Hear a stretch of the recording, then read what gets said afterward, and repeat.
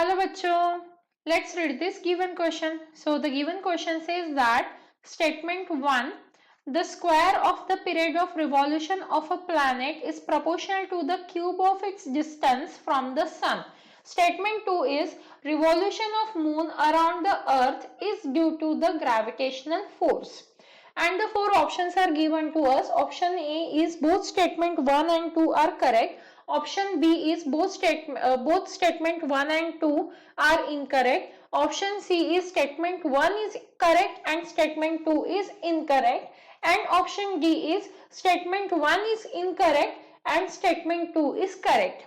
तो देखिए बच्चों, क्वेश्चन में हमें दो स्टेटमेंट दिए हुए हैं और हमें पता करना है कि इसमें से कौन सा स्टेटमेंट सही है या कौन सा स्टेटमेंट गलत है, या दोनों सही है या दोनों गलत है। तो इस क्वेश्चन को सॉल्व करने के लिए हमारा की कंसेप्ट क्या रहेगा? की concept to solve this question is Kepler's third law. अब देखिए केपलर्स थर्ड लॉ क्या कहता है। So according to Kepler's third law, T square is directly proportional to A cube. अब यहाँ पे टी स्क्वायर क्या रिप्रेजेंट कर रहा है हमारा? टी स्क्वायर का मीनिंग होता है टाइम पीरियड, मतलब टी का मीनिंग है यहाँ पे टाइम पीरियड, और ए क्या रिप्रेजेंट कर रहा है यहाँ पे? डिस्टेंस बिटवीन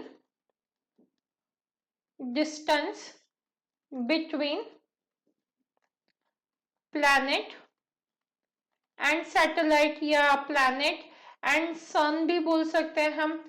तो ये केपलर्स लॉ के हिसाब से T square is directly proportional to A cube, और ए टी क्या रिप्रेजेंट कर रहा है? टाइम पीरियड, और वही ए क्या रिप्रेजेंट कर रहा है? Distance between planet and satellite.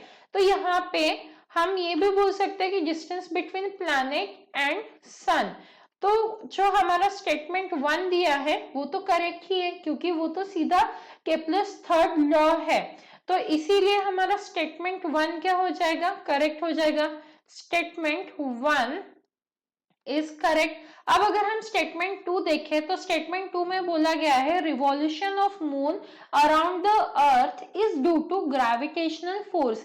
तो ये स्टेटमेंट भी सही है, क्योंकि देखिए अगर हम इसे अर्थ कंसिडर कर रहे हैं और यहाँ पे मून है हमारा, तो यहाँ पे क्या हो रहा है? दो फोर्सेस एक्ट कर रही है, एक होता है सेंट्रीपिटल फोर्स और दूसरा होता है सेंट्रीफ्यूगल। तो यहाँ पे जो ग्रेविटेशनल अट्रैक्शन है अर्थ का, वो सेंट्रीपिटल फोर्स का काम कर रही है। इसीलिए हम बोल सकते हैं कि जो रिवॉल्यूशन ऑफ मून है अराउंड द अर्थ, वो ग्रेविटेशनल फोर्स की वजह से ही है, क्योंकि रिवॉल्व होने के लिए सेंट्रीपिटल फोर्स चाहिए होता है, और यहाँ पे जो सेंट्रीपिटल फोर्स है वो ग्रेविटेशनल फोर्स ही है, मतलब gravitational force is acting as a centripetal force. तो स्टेटमेंट 2 भी हमारा क्या है? करेक्ट ही है। तो स्टेटमेंट 2 जो है वो भी करेक्ट है, और अगर दोनों स्टेटमेंट हमारे करेक्ट है तो हमारा कौन सा ऑप्शन सही हो जाएगा? Option A. Hence the final answer for the given question is option A, that is both statement 1 and 2 are correct. Hope you understood it well. Best of luck.